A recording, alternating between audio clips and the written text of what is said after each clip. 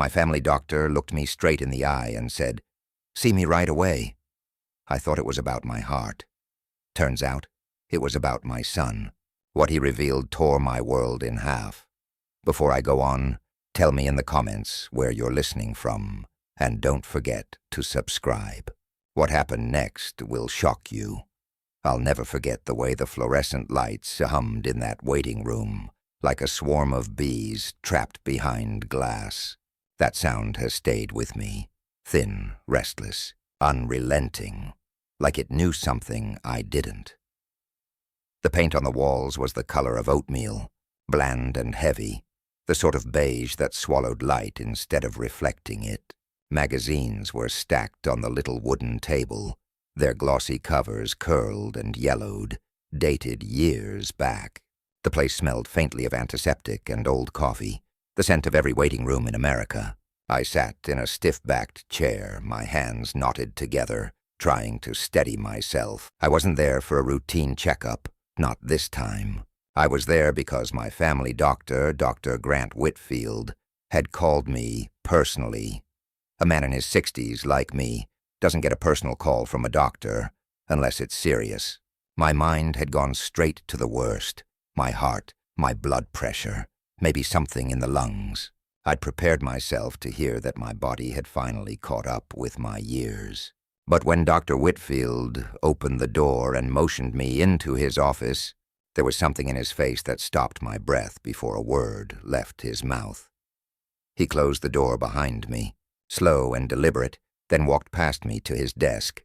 His office smelled faintly of paper and old wood polish, the shelves lined with medical textbooks whose spines were cracked from years of use.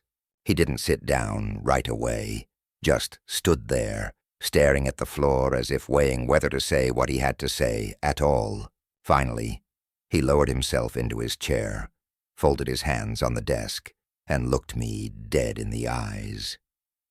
"It's about your son, Malcolm," he whispered.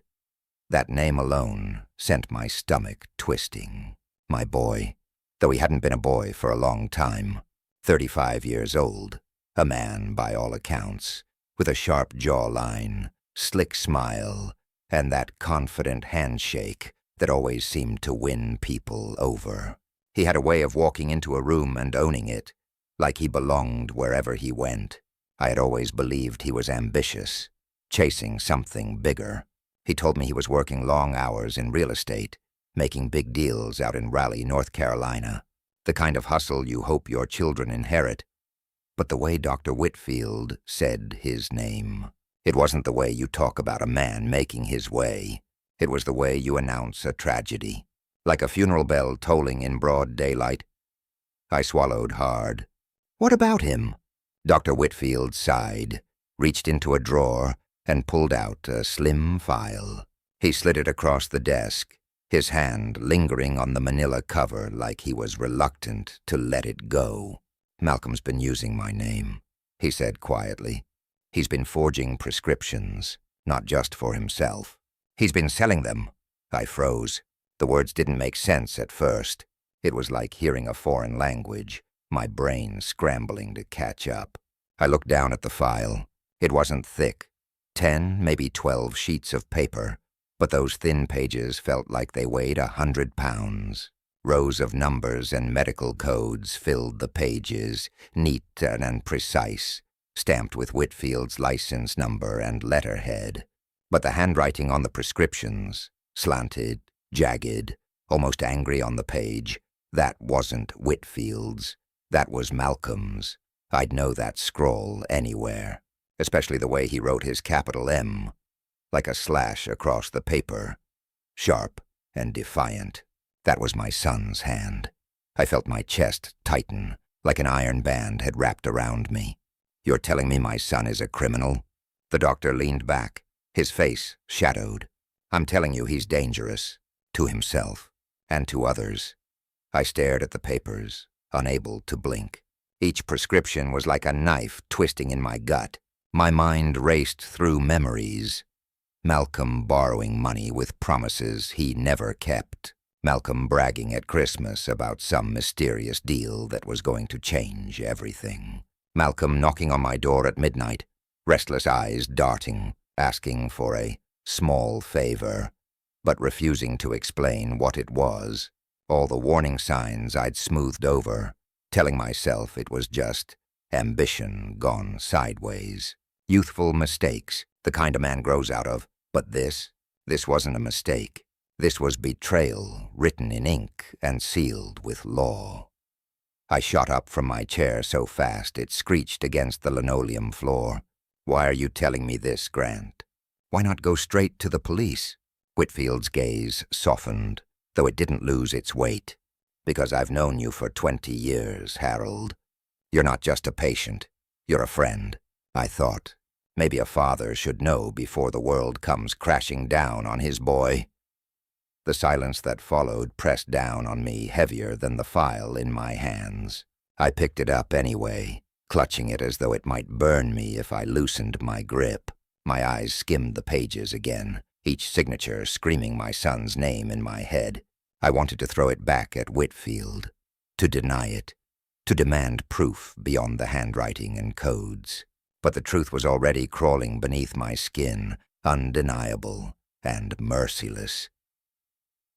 When I stepped outside, the late afternoon sun hit me like fire, bright and hot against my face. But I felt nothing, no warmth, no light, just emptiness. I stood there on the sidewalk, cars humming past, a dog barking in the distance, the world continuing on like nothing had changed. But for me, everything had.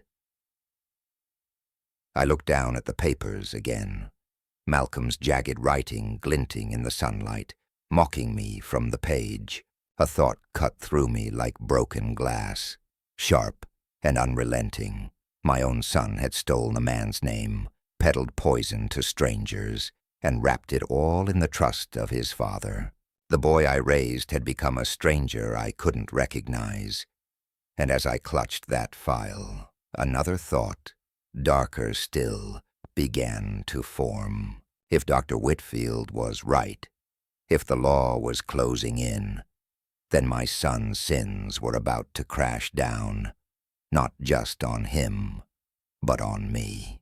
Because in a small town, when a man's son falls from grace, the father always falls with him. I sat in my old Chevy Silverado, gripping the steering wheel so tightly my knuckles went white.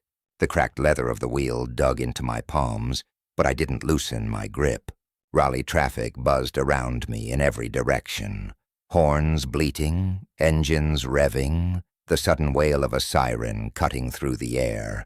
But none of it reached me the way it should have. All I could hear were my son's lies echoing in my skull. The cab of the truck felt smaller by the second, the air heavy and stale, pressing against my lungs. I cracked the window hoping for relief. Instead, the world outside came flooding in, sharp, jagged, merciless. Music pulsed from a passing car, the bass vibrating through my door. The rhythmic stomp of boots on the sidewalk rang like a war drum. A bus braked with a piercing hiss, the sound rattling straight through my bones. Each note of life outside stabbed at me like needles, reminding me that the city marched on while my family decayed in silence. I reached over and opened the file again, my hands trembling as the pages rustled. The papers seemed louder than the traffic, louder than the city itself. My eyes traced the scrawl of signatures and numbers until I froze.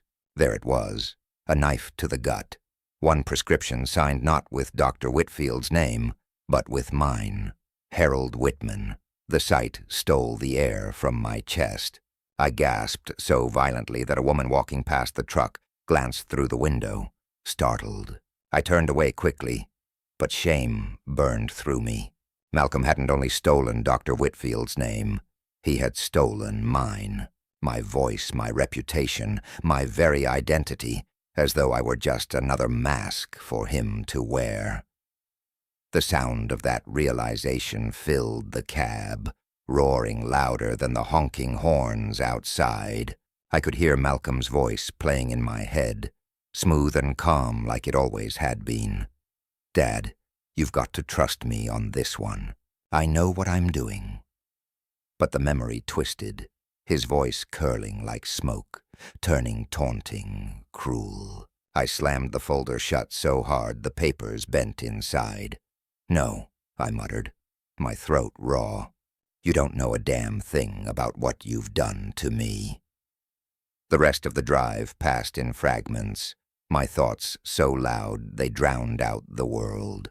By the time the sun slipped beneath the skyline, I was parked in the shadow of a high-rise near downtown, Malcolm's apartment, a sleek building with glass windows that caught the glow of neon signs and splintered them into the night. I killed the engine and sat there, staring up at the lit rectangles of windows, trying to guess which one hid my son and his secrets. The city throbbed around me, a bass line pounded from somewhere above, heavy and relentless. Couples passed my truck, their laughter weaving through the warm evening air, mixing with the distant bark of a dog. A delivery man hustled past, the rattle of his cart echoing against concrete. The world was alive, thriving, and yet I sat in my silent cab, wondering how my boy, the boy I once taught to ride a bike in our quiet suburban street, had slipped so far into shadows I couldn't follow. I couldn't stay in that truck forever. My body felt like stone as I forced myself to climb out, the file tucked under my arm, and walked into the building. The elevator creaked as it carried me to the 5th floor, each floor passing slower than the last.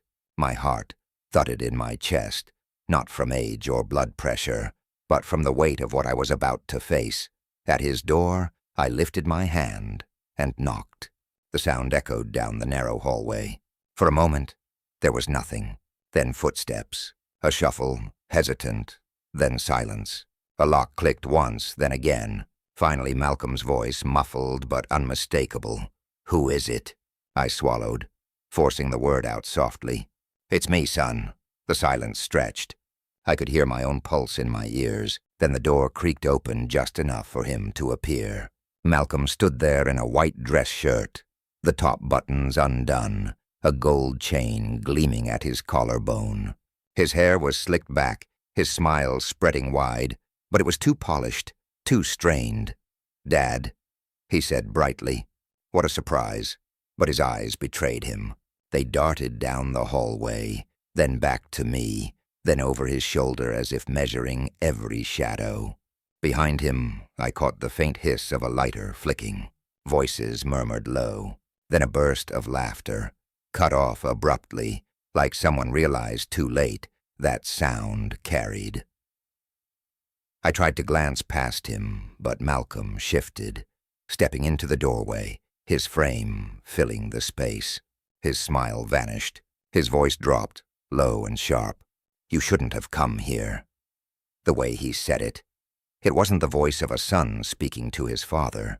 It was the voice of a man with something to hide, a man backed into a corner, dangerous and unpredictable. The fluorescent light above us buzzed, casting his face in a pale glow, while from another apartment, a neighbor's television spilled muffled dialogue through the thin walls.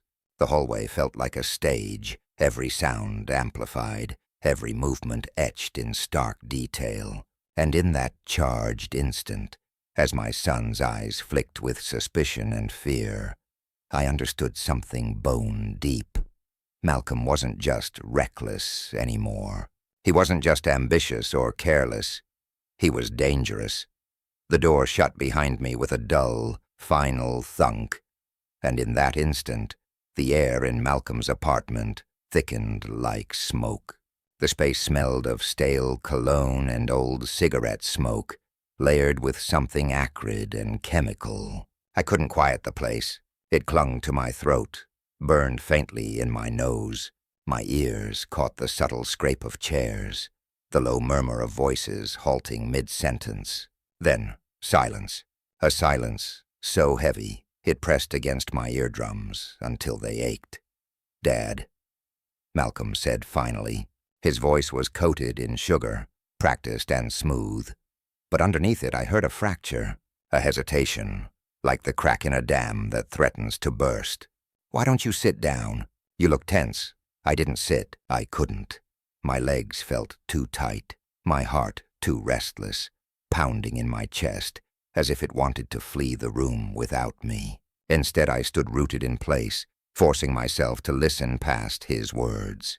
Behind the thin wall to my right came a stifled cough.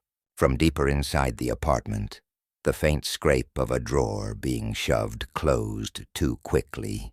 Then, like a blade being sheathed, the metallic snick of something locking shut. I whispered, barely trusting my voice. "Who's here, Malcolm?" He laughed, a brittle, hollow sound that rang against the walls like broken glass. "Friends," he said lightly. "Just business associates. You don't need to worry about it." But my gut twisted hard. Business associates don't scatter when a father knocks at the door. Business associates don't fill a room with the faint rattle of pill bottles or the plastic squeak of bags being stuffed too quickly as though to hide them from sight. Every sound, every pause in the air, painted the truth clearer than his words ever could. And that's when it hit me like a hammer to the chest. Dr. Whitfield's warning hadn't even scratched the surface. My son wasn't just dabbling in forged prescriptions. He was running something larger, something organized, something poisonous. I looked at him then, really looked at him, my flesh and blood, the boy I once steadied on a bicycle in our driveway, who used to laugh so hard at Saturday morning cartoons. His cereal spilled down his chin, but what stared back at me now wasn't that boy. It was a man slicked over with lies, a man with eyes that darted too quickly, a jaw that clenched too tight, fingers that fidgeted over the gold chain at his throat like it was the only thing keeping him grounded. I steadied my breath, forced my voice firm. "You used my name, Malcolm." The silence that followed roared louder than any shout. It filled the room, made the hum of the refrigerator and the ticking of the wall clock sound like thunder. Then, from the back room, a whisper, sharp, urgent, impossible to ignore. "He knows." Malcolm's head snapped toward the hallway, his eyes blazing. "Shut up!" he barked. The violence in his voice startled me to my core. It was the first time I'd ever heard him raise it in front of me, the first time his tone carried something like threat instead of plea. He turned back to me, his voice lower now, darker, weighted with something deadly. "Dad, you shouldn't have come here. You don't understand what you've stepped into." Something inside me cracked open. It wasn't just suspicion anymore. It wasn't just fear. It was the recognition of a truth I had tried for years not to face. The boy I had defended to family, excused to neighbors, believed in long after he'd given me reason not to. He was gone. In his place stood a man who would forge a doctor's signature, who would steal his father's name, who would scream at unseen partners crouched in the dark. I wanted to shake him, to grip his shoulders until he remembered who he had been. I wanted to scream until he heard me, but all that escaped my lips was a broken whisper. "You're going to destroy us both." His reply came fast, cold, sharp as a blade. "Not if you keep your mouth shut." Those words didn't echo like sound. They sank into me like poison, spreading slow and merciless. And in that moment, with the dim light buzzing above us and the shadows of strangers shifting just out of sight, I understood the truth I hadn't dared to name. Malcolm wasn't just betraying strangers, wasn't just betraying Dr. Whitfield. He was betraying me, his father, his own blood, and the worst part, he said it without a single flicker of guilt in his eyes. The next morning, I woke with the kind of heaviness that makes a man dread the sunrise. My bones ached before I even moved, as though the weight of the truth had settled into them overnight. The blinds in my bedroom rattled against the window frame, as a storm rolled across Raleigh, thunder growling low and steady in the distance. The rain hammered down without pause, drumming on the roof in a rhythm that felt like an accusation. It wasn't the kind of rain that refreshed me. It was the kind that soaked through your clothes, through your skin, until it pooled in your soul. I couldn't sit in silence anymore. Every tick of the clock on the wall felt like a finger tapping my shoulder, demanding action. I needed to see how far Malcolm's betrayal had spread. With the folder still clutched in my hand like a cursed object, I pulled on a jacket, stepped into the storm, and drove downtown. The windshield wipers screeched across the glass, barely keeping up as the downpour blurred headlights into streaks of white fire. By the time I pushed through the glass door of the pharmacy, rain had soaked me through. The bell overhead jingled, too cheery for the heaviness in my chest. Inside, the air smelled of antiseptic, cardboard, and faint coffee gone stale. But what struck me most wasn't the smell. It was the stares. Two women by the counter turned their heads in unison, whispering behind cupped hands. Their eyes flicked toward me, then away, then back again. A young man standing in line glared at me openly, his lip curling with contempt before he looked away like I wasn't worth the space I stood in. I frowned, shifting the collar of my dripping jacket. My voice sounded too loud when I muttered, "Morning." No one answered. The silence between the beeps of the scanner, the shuffle of feet, the rustle of bags, it all rang louder because of the whispers circling me. Finally, the pharmacist, Mrs. Yates, lifted her head, a woman I'd known for years, who had once given Malcolm lollipops after flu shots, who used to chat with me about her garden, but her mouth was pressed into a hard, unforgiving line. Her voice when she spoke could have cut glass. "Harold, we need to talk." She stepped out from behind the counter and guided me to the side, her hand light but her grip firm. Her whisper was sharp enough to slice. "You've been filling prescriptions like water. Half of them are for drugs I know you don't need. People are saying you're part of some racket. Is it true?" The words landed like a public slap. Around us, I could feel the hum of conversation swell. That young man leaned toward the woman beside him, whispering just loud enough for my ears to catch. "That's him. That's the guy." The sound of their whispers filled the room like a swarm of wasps, buzzing louder than the rain on the roof, louder than the thunder rumbling outside. My chest constricted as shame spread hot across my face. I stammered, my throat catching. "No, it's not me. It's Malcolm, my son. He's using my—" But I didn't need to finish. The look in their eyes told me everything. They didn't believe a word. To them I was already guilty. My voice, once trusted, had been stolen from me, replaced with his lies. Mrs. Yates narrowed her eyes, lowering her voice until it nearly drowned under the rustle of pill bottles and the steady electronic beep at the register. "You'd better fix this, Harold, before the whole town decides you're nothing but a fraud." I stood frozen, the folder heavy under my arm, my throat burning with words no one would hear.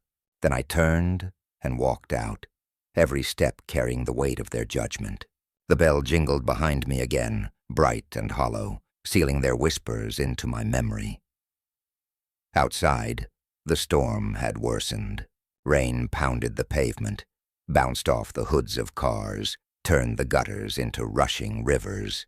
Tires hissed through puddles, horns blared as traffic snarled, thunder cracked like the sky itself was furious. Yet none of it was as loud as the shame clinging to me, crawling into every corner of my mind. Malcolm hadn't just stolen names and signatures. He had stolen my reputation, gutted it clean, and left me standing in the wreckage. And now, with every whisper on every corner, it wasn't just my son's shadow chasing me. It was mine. I never thought I'd live long enough to see the day when folks I'd known my whole life crossed the street to avoid me. But that's exactly what happened. Within a week, The whispers had spilled from the pharmacy into every corner of Raleigh, spreading like mold across a damp wall. At the diner where I'd eaten breakfast every Saturday for 20 years, the chatter quieted the moment I pushed through the door. The bell above it jingled, sharp and accusing, before fading into silence. I could hear the scrape of forks against plates, the hiss of bacon frying on the grill, and yet all of it sounded wrong, too loud, too deliberate, like everyone was working hard to pretend they weren't watching me. When I slid into my usual booth by the window, nobody joined me the way they used to. For years, Clyde or Jimmy or Old Man Mercer would plop down across from me, trading jokes about fishing or complaining about the price of gas. But now, my side of the booth stayed empty, and I could feel the gap like a canyon between me and the rest of the world. Even Jenny, the waitress who'd known me since she was 16, set my coffee down with her eyes on the floor. No smile, no small talk, just a steaming cup, her hand trembling before she walked away. I heard them, though, clearer than I wanted to. Their whispers slid through the air, carried on the clink of silverware and the shuffle of napkins. Harold Whitman? He's mixed up in that pill mess. Yeah, I heard he's been writing prescriptions himself. Shame. I thought he was better than that. They weren't loud, but they didn't need to be.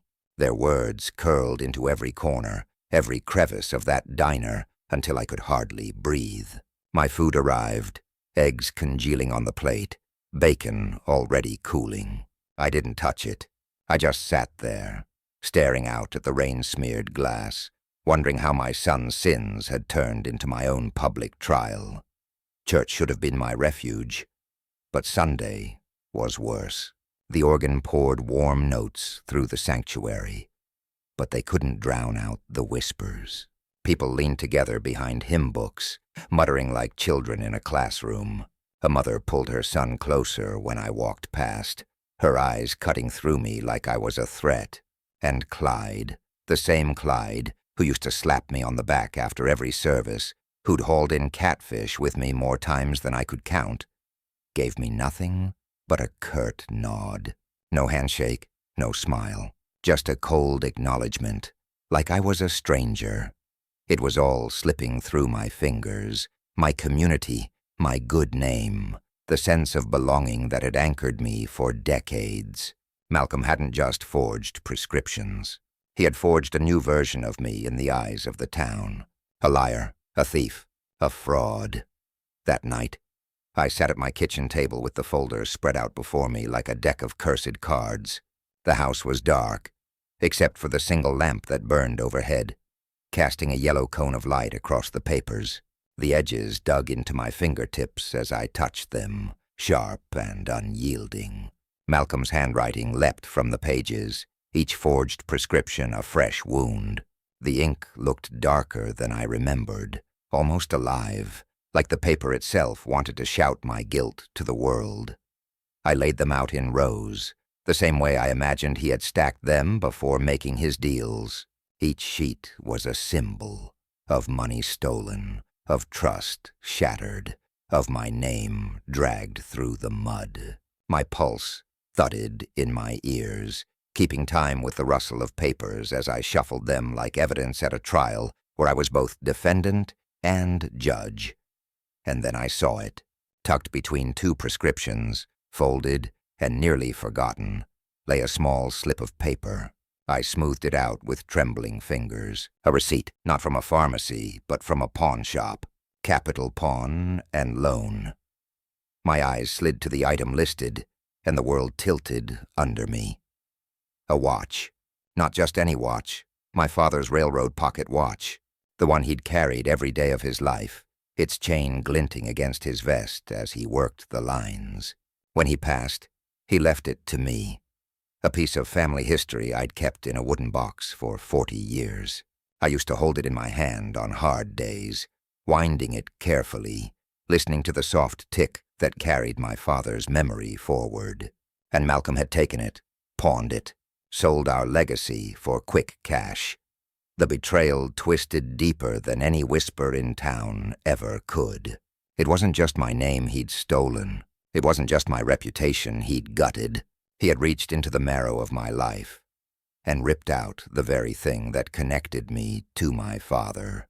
Bloodline, heritage, history. It was all expendable to him. I sat there for hours, staring at that receipt until the ink blurred with the sting in my eyes. I thought about confronting him, shaking him by the shoulders until he remembered who he was. But the image that came to me instead was colder, sharper. The stack of papers on the table wasn't just a record of crimes. It was ammunition. If Malcolm wanted to drown me in forged documents and lies, then I would bury him in truth. Line by line, sheet by sheet. The folder wasn't a curse anymore. It was my weapon, and the pawn slip was my first bullet. I closed the folder gently, almost reverently, and whispered into the silence of my kitchen. If it's paper you deal in, son, then paper will be the thing that ruins you. For the first time in weeks, I felt a flicker of clarity. This wasn't a storm I could wait out, hiding behind curtains and hoping the rain would pass. This was a war, and my battleground was already spread across my table.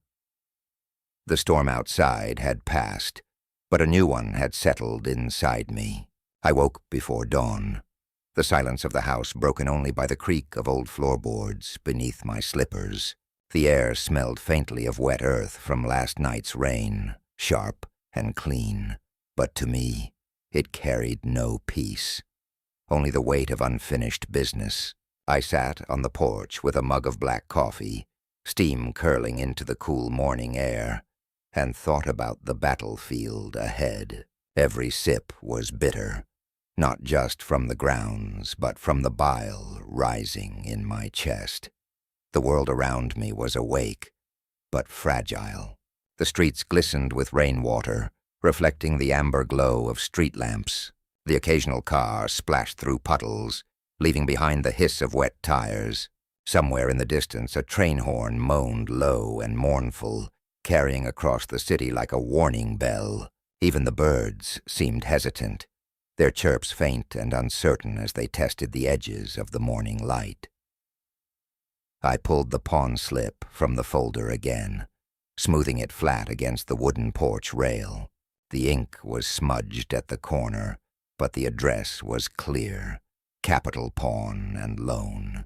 Each letter looked like it had been etched with malice. I traced the numbers with a finger that trembled, not from age, but from fury I'd barely contained. Later that morning, I climbed into the Silverado, the same truck that had carried me through decades of honest work, and steered it toward the address. The air was thick, humid, clinging to me like a second skin.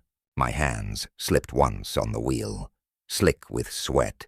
Though the cabin fan was blowing, I felt like the world itself wanted to drag me down before I got there, to keep me from uncovering just how deep Malcolm's betrayal had run. The sky above Raleigh was bruised purple, leftovers from the storm. Clouds hung heavy, like swollen fists ready to strike.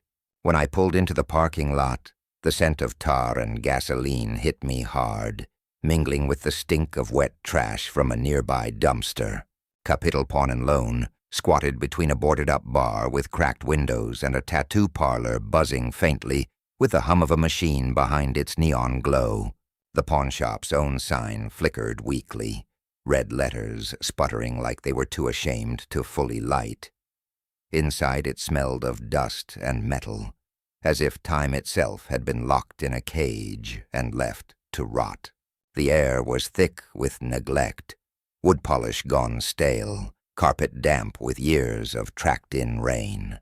Guitars hung crooked on the walls, strings curling in humidity. Old tools sat stacked in dusty piles, their iron edges dulled by rust.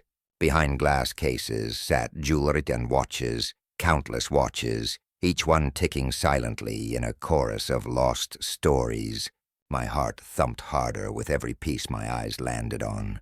My reflection bending across the glass, like some warped version of myself staring back. The clerk behind the counter barely looked up at first, his face pale beneath grassy hair, his eyes sharp but uninterested. When he finally spoke, his voice was flat, bored, yet sharp enough to slice through me. "Are you here to buy or pawn?" I set the slip down with care, though my fingers shook. "Neither. I'm here for what belongs to me." He dragged it across the counter with 2 fingers, glanced down, then up again at me. "Railroad watch. Been here for about a month." His tone shifted just slightly, less bored, more intrigued. "Expensive piece." My fists clenched at my sides, nails biting into calloused palms. "It's not expensive. It's priceless. My father's—" The clerk shrugged, emotion so dismissive it made my blood boil. "Doesn't matter whose it was. Belongs to whoever redeems it now. That's how it works." His words echoed in the stale air, bouncing off glass cases and warped reflections. The fluorescent lights above buzzed like angry wasps. I leaned forward, lowering my voice to something rough and dangerous. "The man who pawned it used my name, forged my signature. He's my son." For a moment, silence. Only the low hum of a cooler somewhere in the back broke it. Then the clerk chuckled, a dry, humorless sound that scraped against my ears. "Hell of a family you got there." I wanted to slam my fist on the counter, to shake the cases until the glass shattered and every cheap trinket tumbled to the floor. I wanted to make him understand that what sat in his drawer wasn't merchandise. It was legacy. It was blood, bone, and memory. But instead I stood frozen in the thick, suffocating stillness of that shop, rage boiling inside me without release. Outside, the rain had started again, tapping against the grimy windows like fingernails scratching to get in. The sound carried through the glass, merging with the faint buzz of neon and the clerk's smug smirk. I stared past him, imagining the watch sitting in some drawer, hidden among other forgotten treasures. My father's watch, my father's time, stolen by my own son, reduced to collateral for a handful of dirty bills. Everywhere I went, the world mirrored the truth. The storm clouds, the stagnant air, the way every building seemed to sag under invisible weight. Rotten, suffocating, oppressive. Malcolm's lies weren't just eating away at me. They were eroding the very air I breathed, the ground beneath my boots, the places I once called mine. He had turned my whole world into a pawn shop, where even the most sacred pieces of my life could be bought and sold with forged signatures. The clerk, still smirking, slid the slip back toward me as though dismissing me from his sight. "Come back with cash, old man. Otherwise it stays where it is." I stared down at that paper, then up at him, then finally at my own reflection in the glass case. My face looked hollow, carved down by betrayal and years of trust misplaced. My son hadn't just stolen a watch, he had stolen my history, and if I let this go, he'd steal my future too. That day in Capital Pawn and Loan, standing beneath buzzing lights and surrounded by the relics of other men's failures, I made myself a promise. The environment may have turned against me. The city may have turned its back, but I would twist it all right back against my son. If he wanted to drown me in forged papers and pawn slips, I'd make sure the storm he created rose up to swallow him whole. Sleep no longer came easy. Nights stretched into endless corridors of darkness, each shadow whispering with Malcolm's voice. The ceiling fan above me clicked with every slow turn, a hollow metronome counting down to the moment I'd make my move. Each click was a nail in the coffin of patience, each rotation a reminder that time was running thin for both of us. I lay there, sweat dampening my pillow, the air thick and unmoving. Every time I closed my eyes, I saw Malcolm's face. Those darting, restless eyes that never held still. That slick smile, a smirk that promised betrayal even when his words tried to paint over it. And then his voice again, echoing like a splinter in my ear. Not if you keep your mouth shut. That threat had lodged itself in me like a thorn under my skin. It poisoned my sleep, made me jolt awake at the faintest sound, made me glance twice at every passing shadow on the wall. But here's the truth. Fear doesn't stay fear forever. Not if you let it simmer. It ferments, sharpens, transforms, and mine turned into something else. Planning. The paranoia carved me into someone new. I began noticing things I would have brushed aside months ago. A man in a cheap jacket, lingering too long by the pharmacy's side entrance, pretending to smoke while his eyes scanned the alley. The way Malcolm's car sometimes idled a block from my house. Headlights off, engine humming just loud enough for me to hear it through the night. A phone call at 2 a.m., one ring, then silence, as if the caller wanted me to know they could reach me whenever they pleased. Each detail scratched itself into my mind like graffiti on concrete, so I did what any man with something to lose would do. I wrote it all down. Dates, times, descriptions, license plates, snippets of overheard words. My handwriting filled page after page until my notebook was swollen with ink, the paper edges curling from the pressure of my pen. These weren't just ramblings anymore. They were bricks in a wall I was building. Don't panic. Not madness. Evidence. One evening I couldn't take the guesswork anymore. I drove out and parked across from Malcolm's apartment building. The city was alive but restless. Streetlights buzzing like dying fireflies, sirens wailing somewhere in the distance, tires hissing over wet pavement. I sat in my truck, rain speckling the windshield, blurring the lights into streaks of molten gold. Then I saw him. Malcolm stepped out of the front door in a pressed suit, phone pressed to his ear. He was laughing, loud, sharp, hollow, the kind of laugh a man forces out when he's trying to convince the world, and himself, that he's untouchable. But even in that moment, I caught the cracks. His laughter stopped too abruptly. His free hand twitched at his side. Most of all, his head kept turning, eyes darting to the corners of the street, scanning the shadows like a hunted animal. And that's when it hit me. He wasn't just hiding from me. He was hiding from something else, too. The men he worked with, the weight of his own lies, the truth breathing down his neck.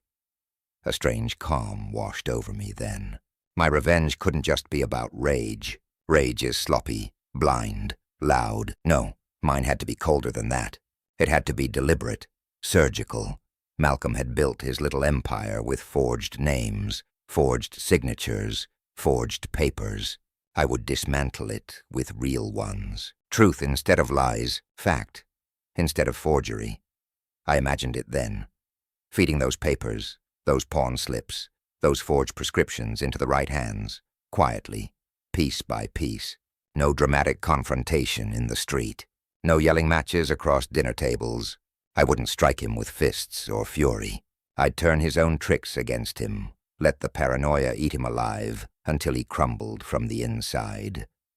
And the beauty of it? He'd never see it coming, because he thought he knew me. He thought I was broken, too beaten down to fight back. But I wasn't broken. I was sharpening.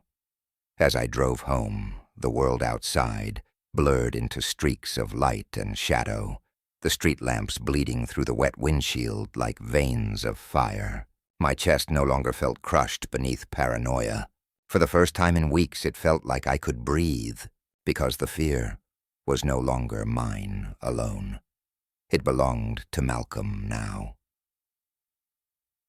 The night I set my plan in motion, Raleigh was wrapped in a damp chill that clung to the skin like a second layer. Mist hung low over the streets, turning every street lamp into a pale halo. Each sound carried sharper than usual. The scrape of shoes against wet pavement, the mournful rattle of a passing train, the hollow bark of a dog somewhere down an alley. My old truck hummed low as I eased it into place 2 blocks from Malcolm's apartment. Headlights dimmed, engine clicking as it cooled in the fog. I moved like a shadow, the weight of a manila envelope tucked under my arm. Inside, it was no simple collection of papers.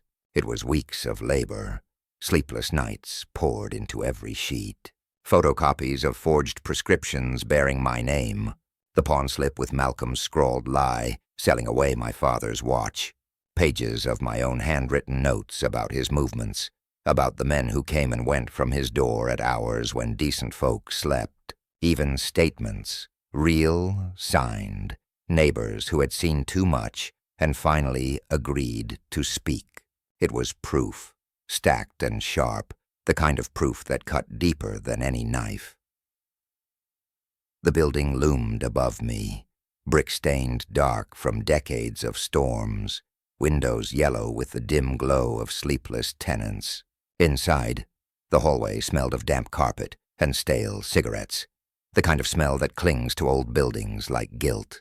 My shoes barely whispered across the floor, but my pulse pounded in my ears like war drums. The folder under my arm felt heavier with every step, as though it carried not just papers, but the weight of generations. I didn't go to Malcolm's door. Not yet. Not him. Instead, I slid the first envelope beneath the door of one of his associates, a man I had seen a dozen times, leaning in Malcolm's doorway with packages tucked under his coat. A man with hungry eyes, a man who would not take kindly to betrayal. The paper made the faintest scrape against the linoleum as it disappeared inside, a sound so small, yet thunderous in its consequence. From there, I drove across town. The city hummed with nightlife, bars spilling laughter onto slick sidewalks, car radios rattling glass with their bass, couples weaving home with arms locked tight. But I was a ghost in the middle of it all, moving unseen, untouched. At Dr. Whitfield's office, the very man whose name had once been whispered with mine in reverence, I left the second envelope. Originals this time, not copies. I slipped them through the mail slot and stood for one moment, listening to the pages settle into the darkness beyond. Then I walked away without a sound. The last stop was the police station. Not to walk in, not to put my face beneath their fluorescent lights. Not yet. No, I wasn't ready for that. Instead, I stood outside the squat stone building with its buzzing lamps and flickering flag, and slid a thick packet into their night drop box. The thud it made as it hit the bottom echoed up through the slot, sharp and final. Evidence without a name. A spark, left waiting for dry timber. By dawn I had painted a target on Malcolm's back, so bright the blind could see it. His life was now a loaded chamber, each envelope another bullet, and all I had to do was wait for someone, anyone, to pull the trigger. And the sounds began. 2 nights later I heard the first. A door slammed so violently in Malcolm's building that it rattled down the block. Shouts bled into the night air, carried on the mist. Words I could just catch. You set me up. I didn't, I swear. Then the unmistakable crash of glass, the tinkle of shards skittering across the floor. Days after, I saw the second. The growl of squad cars nosing up to his apartment, engines low and ready. Red and blue lights strobing against wet pavement, painting the world in jagged flashes. I heard radios crackle and officers barking orders. Feet stomped, doors banged. Neighbors peered from curtains with wide, fearful eyes. And finally, the sound that will haunt me forever. My son's voice, ragged, desperate, cracking under the weight of panic as they dragged him into the night. You can't prove anything. This isn't me. His words tore through the damp air, but they were hollow, echoing lies bouncing off brick. Because everything was him, all of it. The proof already lived in the hands of men who wore badges, in the files of doctors who once called him colleagues, in the whispers of neighbors who had seen the truth with their own eyes. I stood across the street in the shadows, my breath slow, my coat collar turned high. I watched as Malcolm twisted, shouted, strained against the steel on his wrists. I listened as the world answered with silence, the kind of silence that means the fight is already lost.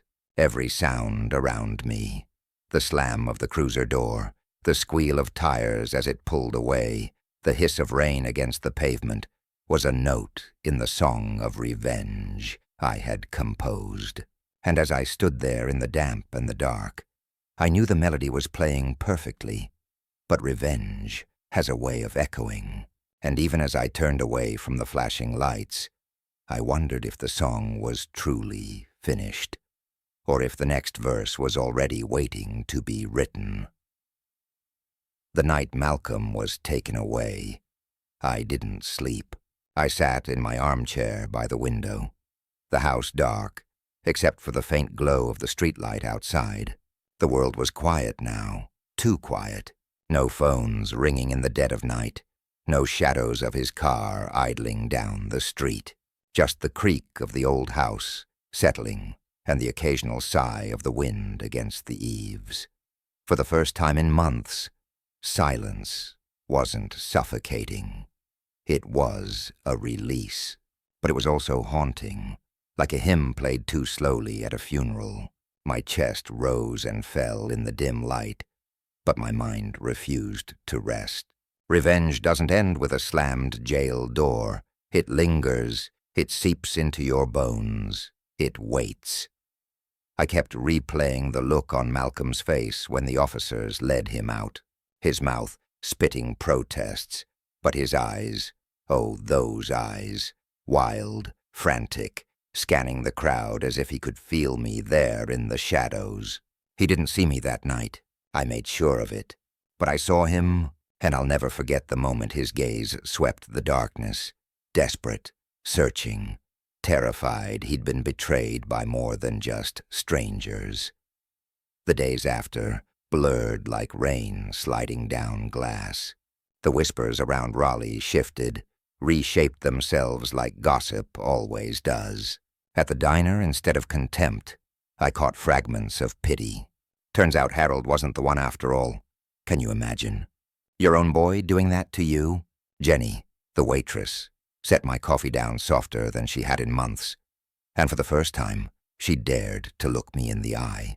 The hiss of bacon on the grill, the clatter of plates. It all sounded different now. Relief carried in the air, cautious but present. At church, Clyde clasped my hand again.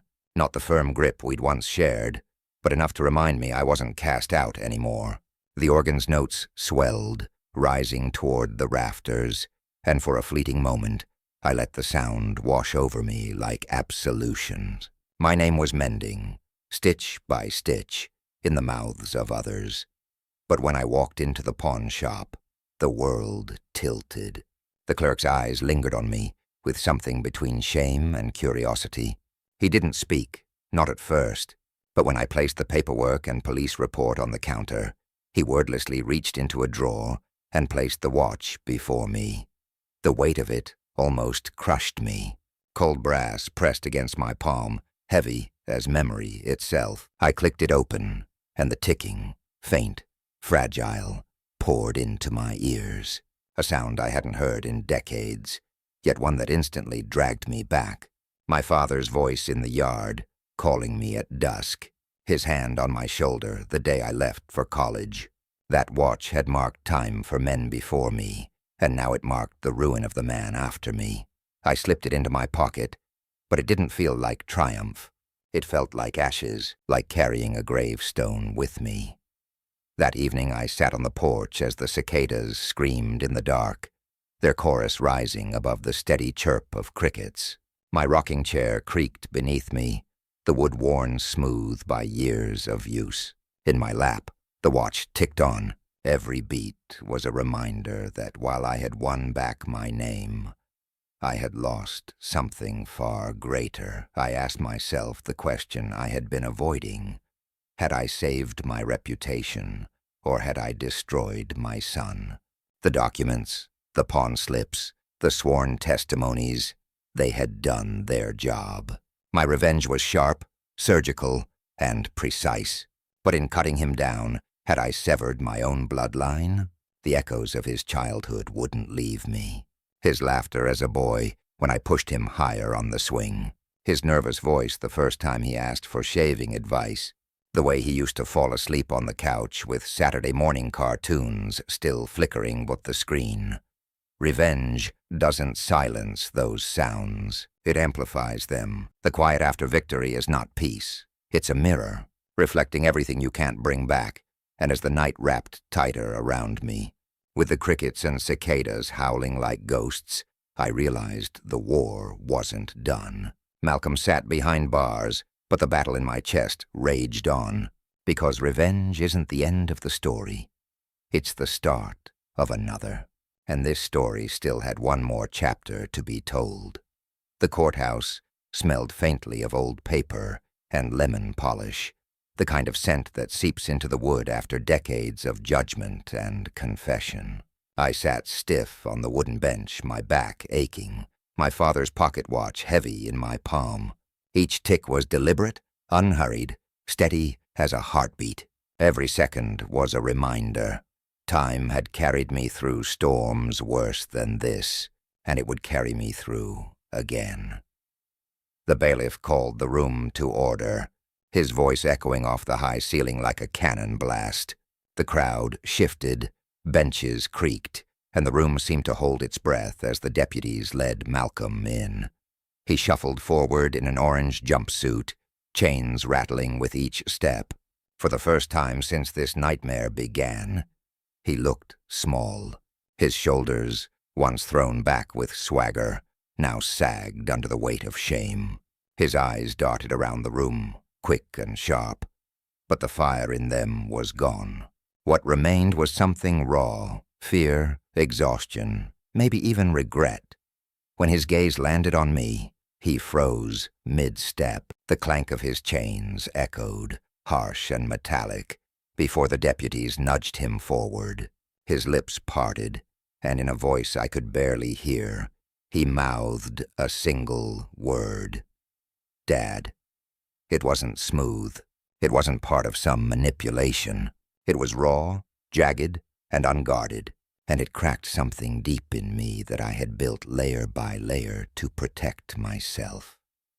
The judge, a gray-haired man with spectacles perched low on his nose, began reading the charges: fraud, forgery, distribution. Each word fell heavy, like stones dropped into a well. The murmurs of the courtroom swelled.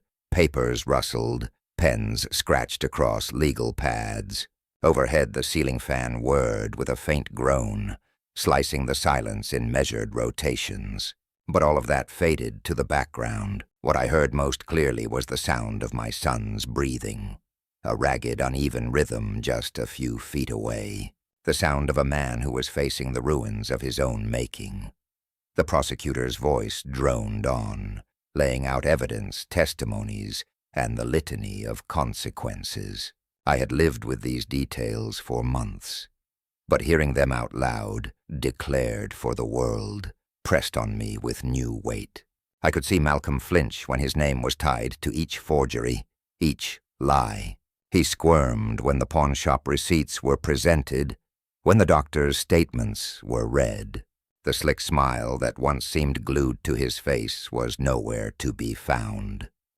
When the judge finally asked if I wanted to make a statement, my legs felt like lead as I rose. My throat tightened, and for a brief moment, I thought I wouldn't be able to form the words. But then the steady tick of the watch in my palm steadied me. I drew in a breath, my voice cracking at first but smoothing as I spoke. I am not here to excuse what my son has done. He betrayed me. He betrayed this community. He betrayed himself. My eyes locked on Malcolm, whose lips trembled at each word. But I am here to say one thing. He carries my name, and I refuse to let that name end in nothing but shame. The room was silent when I finished, my words hanging like smoke in the air. Even the ceiling fan seemed to hesitate for a beat. I lowered myself back onto the bench, my hands trembling as I clutched the watch.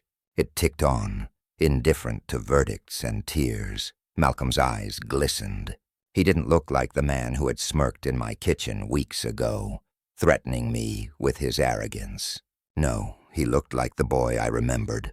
The boy who once fell asleep on my chest after a Little League game, his hair damp with sweat and his face smudged with dirt.